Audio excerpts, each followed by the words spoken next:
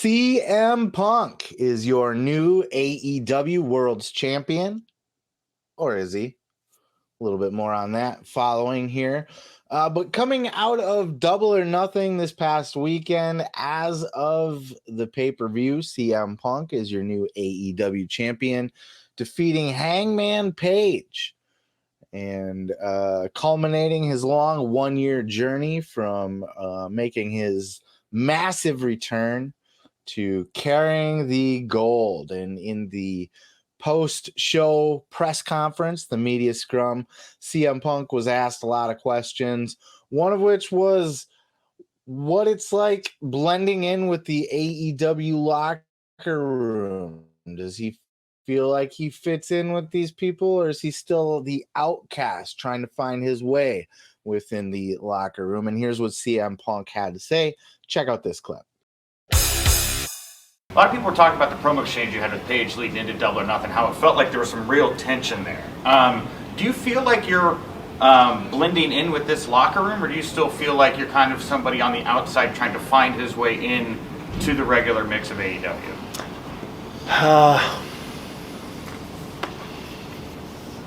I've grown so wise in my old age that I'll do my best to be as diplomatic as I possibly can with this answer. If there's people backstage that don't like me, it's a minority. And if anybody says that nobody wants me here and nobody likes me, I like to say that nobodies don't like me and nobodies don't want me here. Run with that. Fair enough. Yeah, straight up, fuck everybody who doesn't want Punk there. Because unless Punk is being a douchebag backstage, a locker room politician, holding everybody down and trying to steal his spot and hold it tight and fuck everybody else, and he's doing the Triple H in where he's burying this guy and burying that guy. As long as none of that's going on and he's just there to be the big star that he is and draw money for the company and lead the company by being the biggest name on the roster and selling all those shows and the tickets, then great. Then nobody else on the roster should complain. There's a lot of people that are gonna look at these big names that are coming in from a WWE or just from the shelf somewhere else for a while, coming in and taking their spot, when really what they're doing is they're making the company bigger. Maybe not everybody, and maybe some people are taking spots from other people, like Johnny Elite, for example. There's no reason for a Johnny Elite to be in AEW. I'm not a huge fan of him to begin with, so there's a little bit of bias there going on. But in general, like, why would you bring a guy like that in and give him a spot on TV against Samoa Joe when you could give that to any number of people you already employ? People like that don't need to be brought in. But when you're talking a CM Punk, a Bryan Danielson, like, go fuck yourself. These people are going to change the company, and you should be happy that they're there. And you should look at that as an opportunity for you to grow. Maybe I get a chance to work with Punk or Bryan. Maybe I get a chance to just pick their brain and have them watch my matches, use their experience. Maybe, there's more people sitting in the crowd and I get a little bit of a bigger paycheck from that, like, these people being in your company can only up the value of your company, and it's up to you anyway to get yourself over. It shouldn't matter who's on the card. You shouldn't think that you drop down the card because CM Punk or a Bryan Danielson are on the show. You should think that this is your opportunity to work with some greats and to get your name thrown in the mix and to just work your way up and show that you are able to hang with those talents. Some people have already. Other people, like I said, Johnny Elite, I don't think he has any business in AEW. I think Tony's got to be very cautious about bringing in those kind of people. And again, I'm not a Johnny Elite fan, so I'm kind of burying him a little bit. And I do realize that if you like him and you're happy that he's there and you're a fan, then you're mad at me. But, he's an example of ex-WWE guys that maybe don't belong.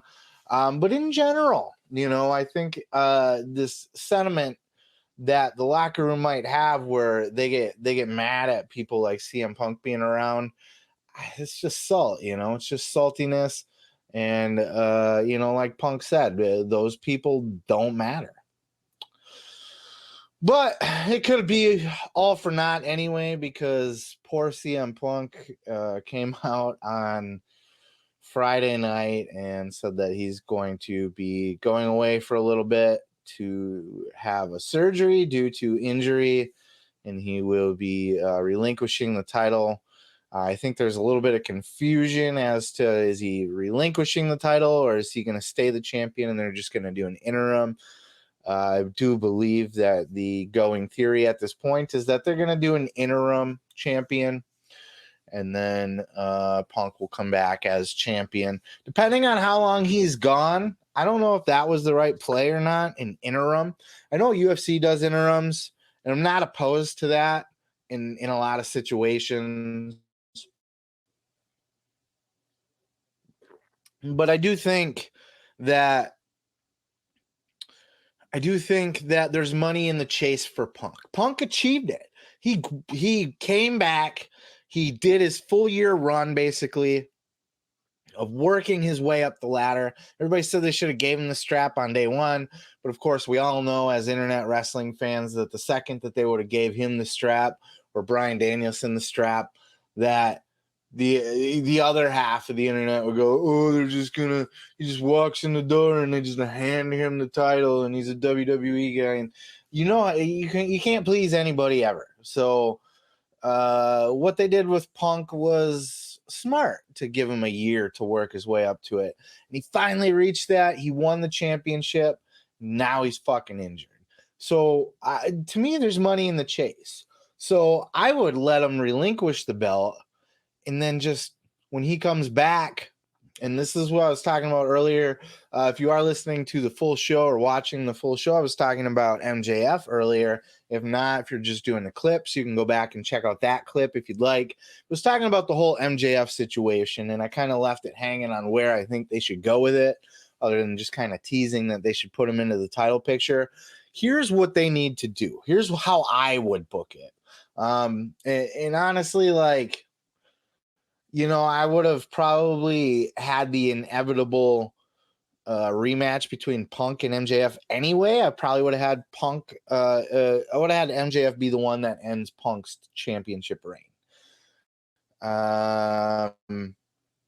Once they came back around to that. But now that Punk's hurt, which sucks for me, by the way, because I have tickets for the Detroit show where they're doing the blood and guts, which I popped for, by the way. It was really fun. I was watching Dynamite, and they mentioned the blood and guts. I think it was Moxley at first, or maybe Kingston at first, because Moxley was in the main event.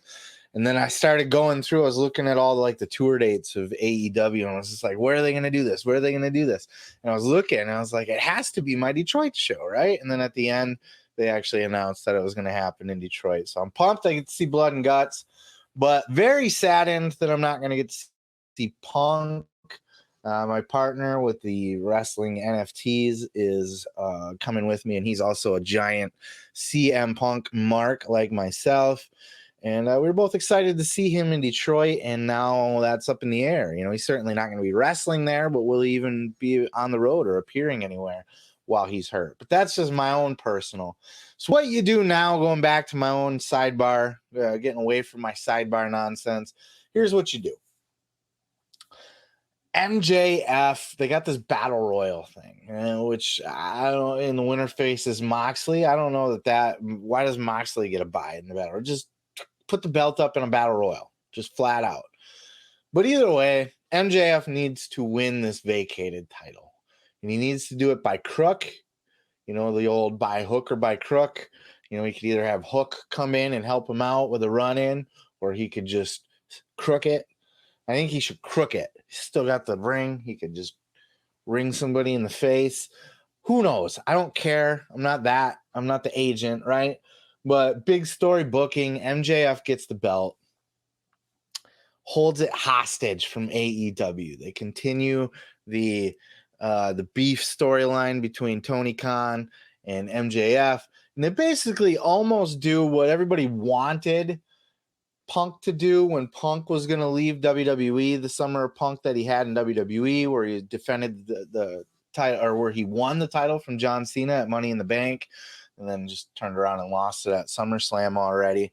But really what they should have did, if they had the balls to do it, was to let Punk actually leave the company. Not talking like Brian Pillman, give him his release, but let him legitimately carry around the belt to indie promotions. Let him go make a deal with Ring of Honor to let CM Punk go in and wrestle a match for Ring of Honor wearing the WWE Championship.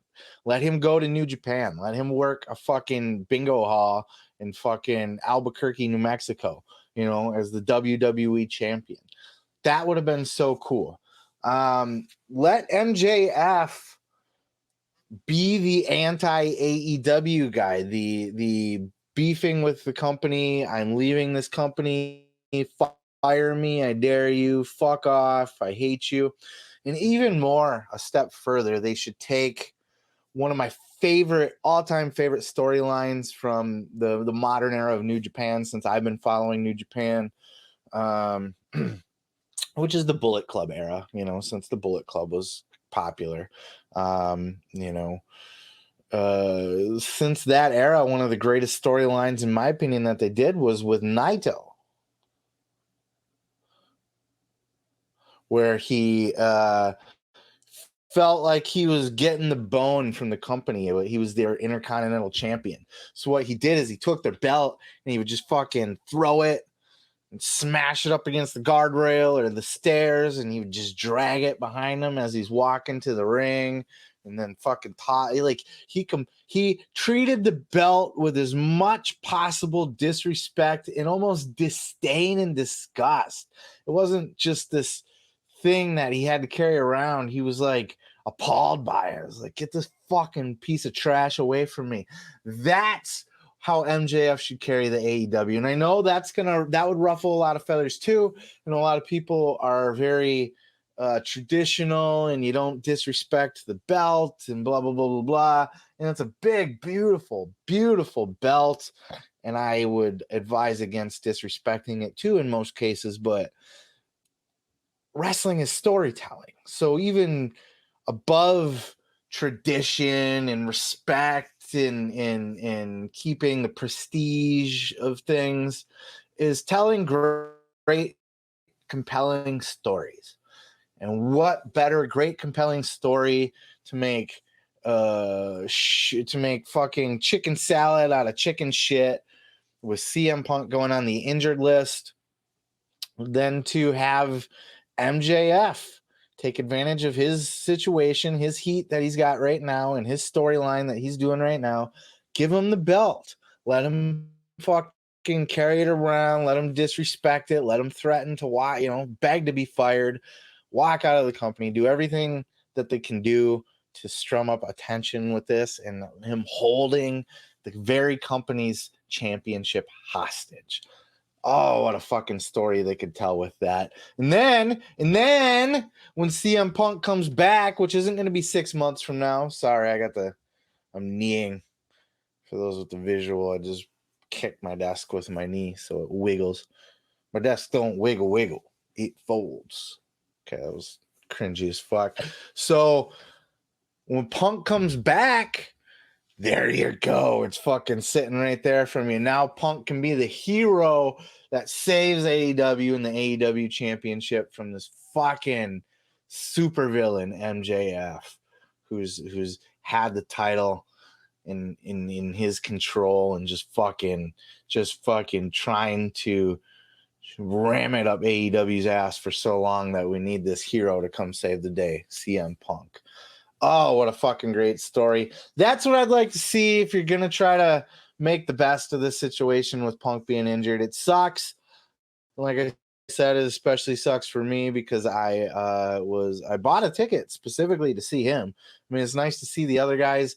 Fuck, I get to see blood and guts. So, I'll take it. And I'll certainly talk about that. Probably I'll do like an event review or something like that. But yeah, it'll be interesting to see how all this plays out. That's exactly how I would do it. And this is where we ended from starting the conversation about Punk in the locker room. But hey, it all has to do with Punk in the locker room and storylines and the championship. So go fuck yourself. It's my show. Oh yeah, thanks for checking out the video. Yeah, don't forget to subscribe. Don't forget to like it if you liked it.